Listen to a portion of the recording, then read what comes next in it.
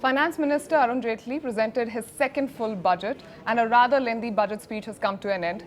Hello and welcome. You're watching Indian Express online. And to get you a quick analysis, the first quick analysis of the budget, I have my colleagues Vaidyanathan, I have Shaji, and I have Harish with me. So Vaidhi, to you first, the largest theme that is coming out of this budget, is it a rural budget at the cost of the urban? See, essentially it is a very, very rural and farmer-oriented budget, because if you look at the increased allocations across schemes, be it, say, Pradhan Mantri Gram Sadak Yojana, rural roads, electrification, crop insurance, it's about irrigation, so it is largely a rural economy focused budget, and naturally so one didn't really expect anything different, because the rural economy is in distress now. There has been an uptick in the urban economy, which is available from the numbers in consumer goods, etc., but rural economy has been a distress area. So Finance Ministry has rightly focused on that, but at the macro level, the budget looks interesting, because he has stuck to one of the target of fiscal deficit, which is the most looked for or critical barometer of the Indian economy.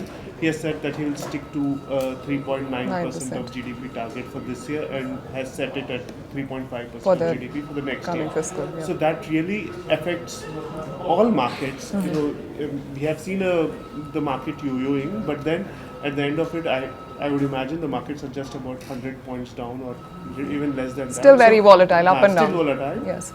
But that number, which is watched by globally economists or analysts and everybody, that he has stuck to the number. That's a very brave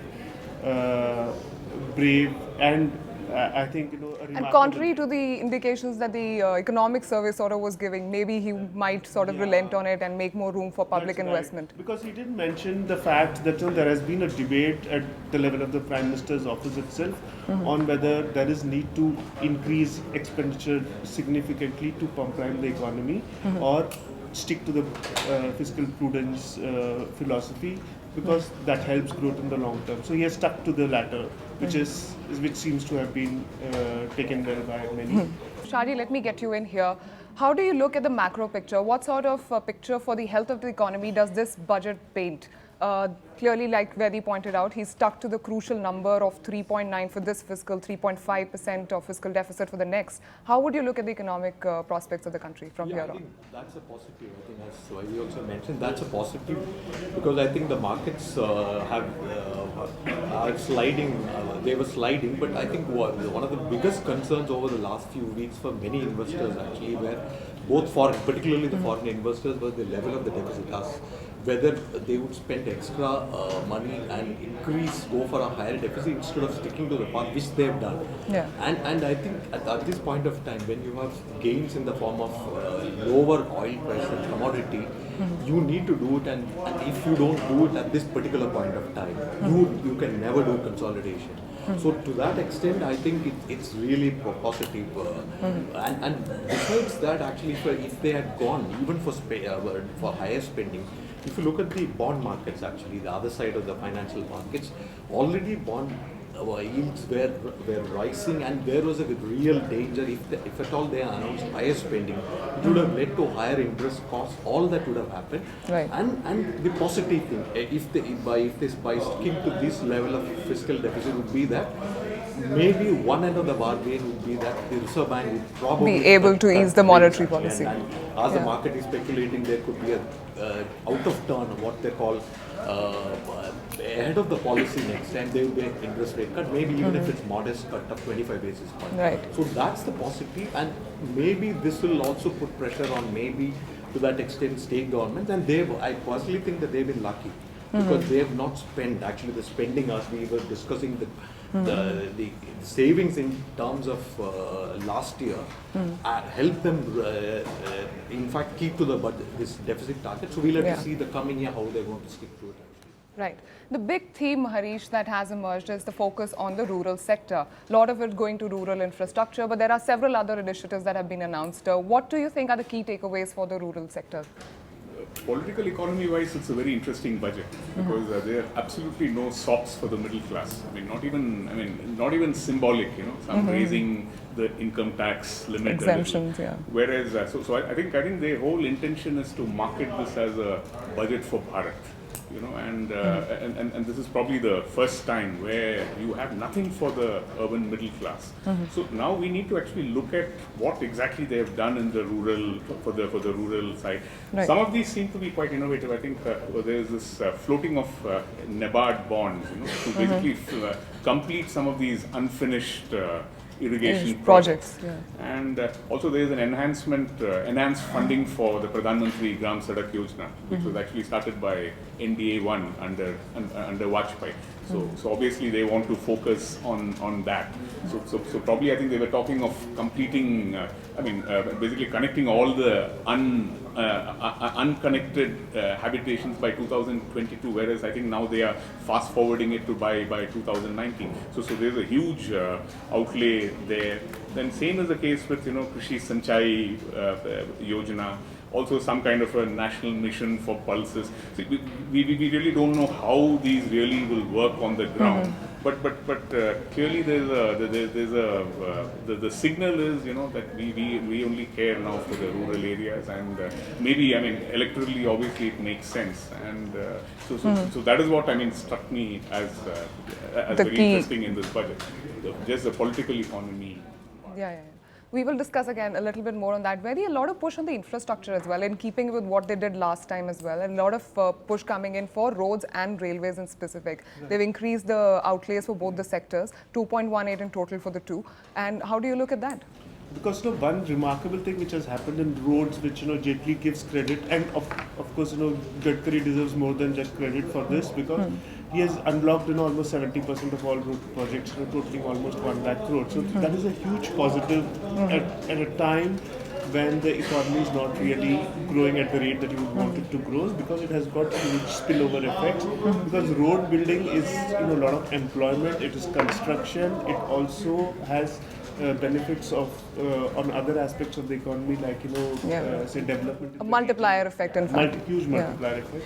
And I think on rural aspects he has done on infrastructure much more. So those are positives.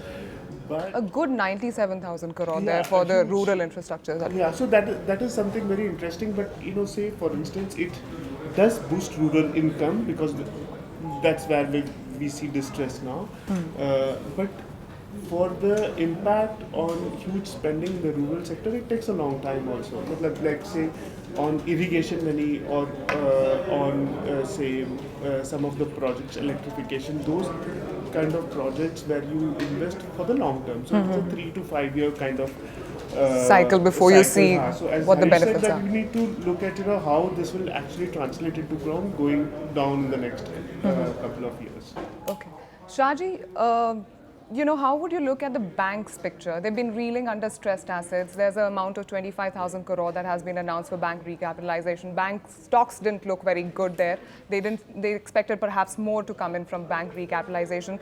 Other such monetary policy measures also announced. Could you throw some light on how would you look at those? No, I think maybe the market, I thought, was overreacting to that recap figure, the recapitalization figure of 25,000 crores, saying that it may be inadequate. But governments typically don't provide a higher amount, expecting the loss to be much more higher or severe than what people would think. One of the things which they are doing is that what they call accelerated provisioning for banks, which would mean that actually if the economy recovers down the line and banks are able to recover some of it, there will be a right back, which means that the provisions would be as high as you rather think. Right. Second, down the line, there is always a possibility, if the government thinks that you need to put in more money, you can do it through additional provisioning in the budget later.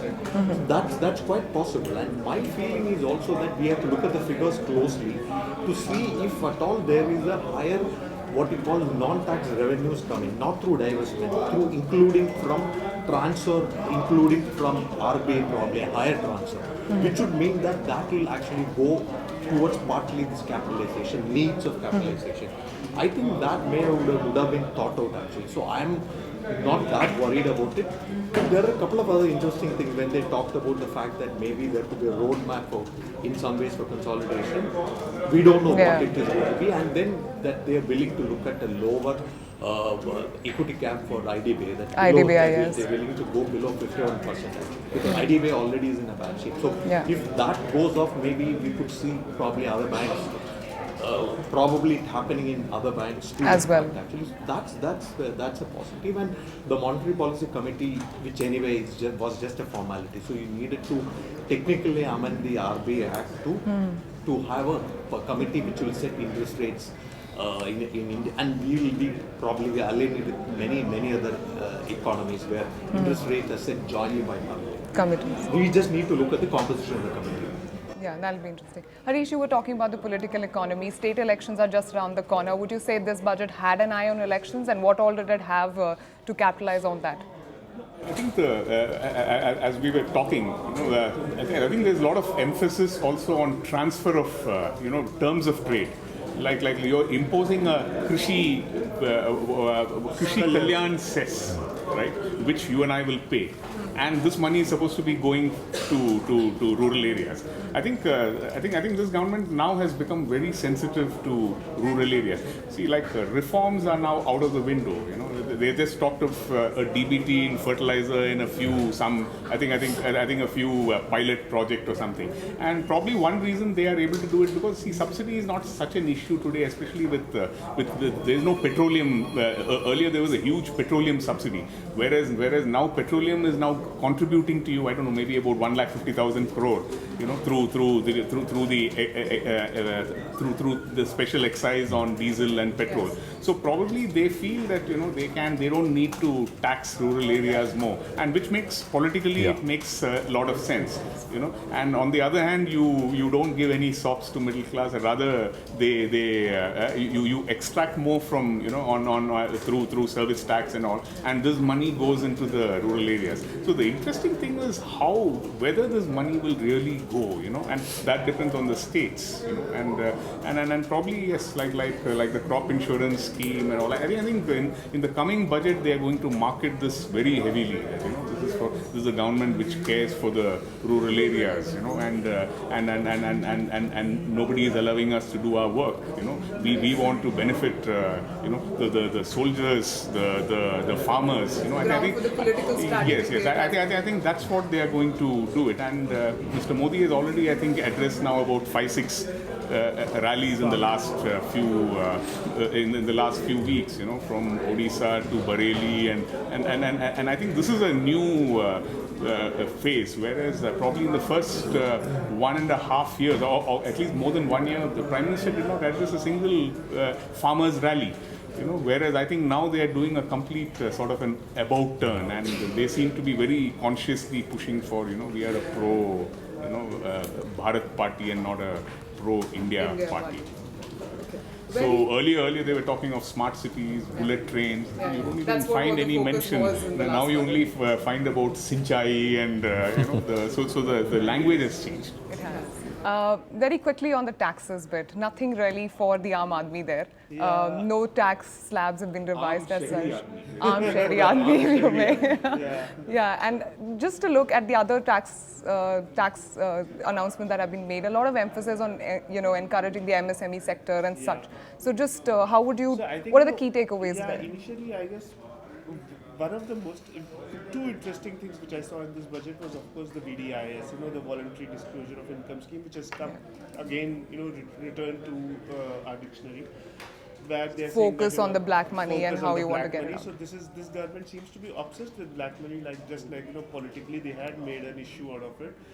Nothing remarkably huge amount of money never comes into the kitty when such schemes are launched, and this is a limited window scheme again, where you impose a 45% tax rate and then you are spared from, say, prosecution and stuff like that. So that is something which is interesting again, and I think one clear signal which they give out in terms of, say, we trying to tax the richer people is the dividend distribution tax of 10% which they have put over on say people who are earning a dividend income of rupees 10 lakhs and more every year.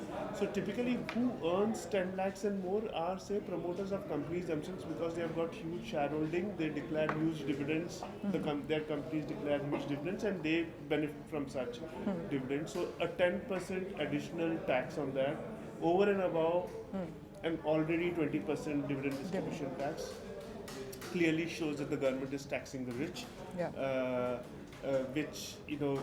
which might suit this government, which is because the government is talking about pro-poor and pro-farmer and not really pro-corporate sector, which Rahul Gandhi's jive also, that Soot Boot Ki Sarkar has proved them. And another interesting thing why the corporates perhaps were not very happy was the promised reduction in corporate tax rate, which he said that it will start reducing corporate tax rate and simultaneously remove the exemptions. So while I'm sure he has taken a hard look at exemptions, we'll get to know more about it, but he hasn't really gone ahead and cut corporate tax rate for the big corporates. So that is something which may have spooked the markets, but markets are up now, 50 points, so which seems to be, market seems to be buying some of the government story and maybe the deficit numbers. Rest of it on otherwise on the personal income tax, nothing really remarkable except for some exemptions here or some deductions here and there for affordable housing. Nothing much for the Shahri Aadmi, because here the houses are so expensive in cities, and at least the metros, that you really don't. 50 lakh is not much of an option.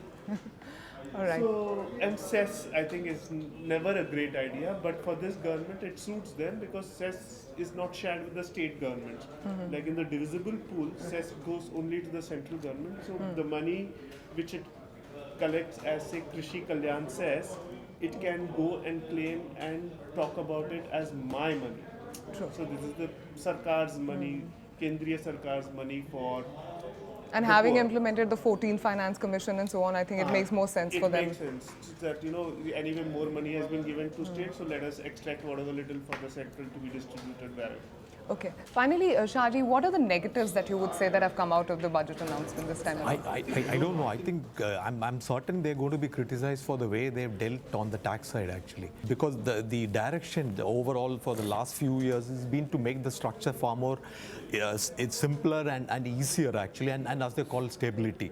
Two things, actually. One is that the dividend, which we discussed, actually, the dividend tax, the dividend on top of the dividend distribution tax, you have dividends being taxed at the hands of the receiver, which I personally would completely support it, actually, because in a country like this, actually, you have a large number of people getting dividends in excess of 500 crore, 1,000 crore promoters and others, and that not being taxed. So this was an issue which was visited many years ago, about 15, 20 years ago, and they took a decision at that point of time that it was double taxation, and that has stayed till now. So they're going back on this, actually. So that they're certainly bound to attract criticism on that.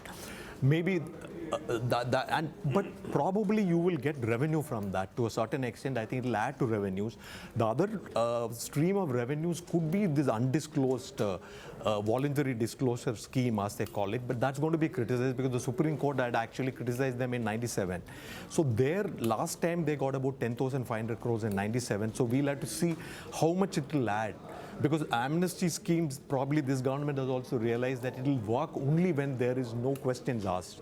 So that's one. And besides that, probably the other thing where maybe they would probably again add to revenues is when there is that other scheme which they talked about, where if you have arbitration, if you have an arbitration with the government, they will just allow you to close the case by waiving the penalty and the interest. So which would mean that a case like the Vodafone, if I guess it right, would probably sorted under this, and maybe some other schemes which have all gone to court, actually.